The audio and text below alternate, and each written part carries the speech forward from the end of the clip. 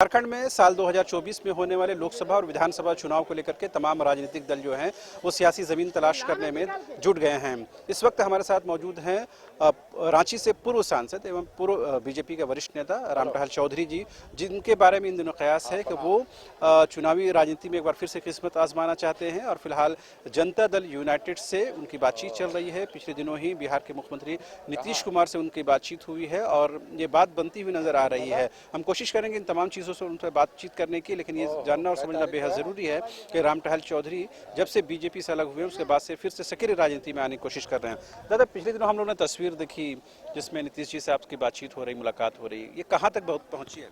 नहीं, देखिए वो तो ऐसे बुलाए थे, वो अपना बात रखे कि आप आ जाइए।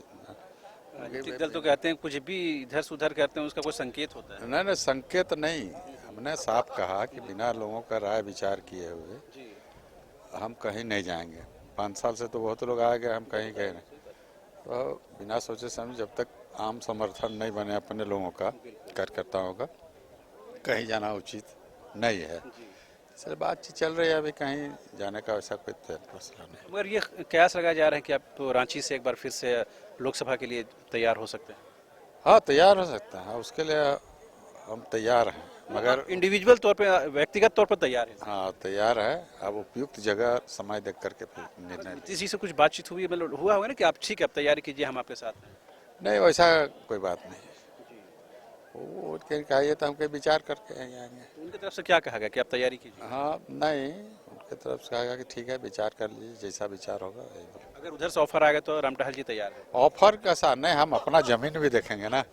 ऑफर तो पार्टी का जो जातीय समीकरण है वो तो आपके फेवर में ही है। नहीं, उससे जातीय समीकरण से थोड़ी होता है। सब लोगों का, हमको सब लोगों का समर्थन बराबर मिलता रहा है, सब लोगों का समर्थन मिला, वो काम करते हैं, जातीय समीकरण से नहीं होता। एक बहुत मेजर फैक्टर होता है, वो होता है, मेजर फैक्टर है, इसमें कहीं तो कोई दो राह नहीं है, मगर उससे आदमी जीत हासिल नहीं कर सकता है। तो ये जेडीयू के अलावा दूसरे पार्टियों को कोई संपर्क नहीं, अब संपर्क तो सभी दल के लोग किया।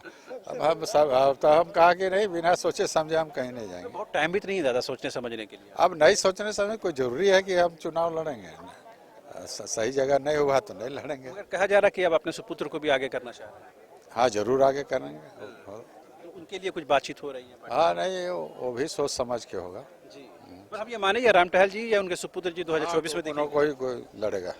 और ये रांची से, रांची से, रांची लोकसभा से, मतलब ये फिर से वापसी की कोई गुंजाइश नहीं है? नहीं, वो ऐसा कोई अभी वैसा ना कोई बात ना चर्चा कुछ नहीं हुई। सरयू जी कहते हैं, सरयू राय जी कहते हैं तो ना तो मेरी तरफ से कोशिश हो रही है ना पार्टी की तरफ से हो रही है, आपके संदर्भ में क्या है? हाँ, वही बात है। आप दोनों तरफ से? दोनों कहीं कोई कोशिश नहीं, ना हम लोग कर रहे हैं ना पार्टी कर सकते। पार्टी का वातावरण बदल गया, बाबू लाल जी के हाथ में कमान आई है, तो कुछ बातचीत तो होती है?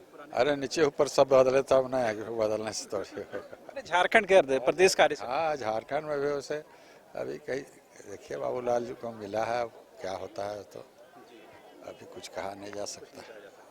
ठीक है, आपने सुना किस तरह से रांची के पूर्व सांसद member of parliament Ramtahal Chaudhary ji, इन्होंने साफ तौर कहा कि नीतीश जी से बातचीत हुई है, लेकिन वो किसी परिपक्व स्तर में भी बातचीत नहीं पहुंच पाई है। जहां तक उनके सुपुत्र के भी चुनावी मैदान में आने की बात है तो उन्होंने कहा कि हाँ, बिल्कुल सही बात है, वो कोशिश कर रहे हैं।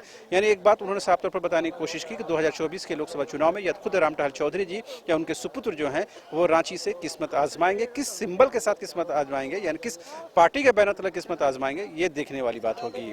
कैमरामैन राजा के साथ रांची के विधानसभा परिसर से शाहनवाज।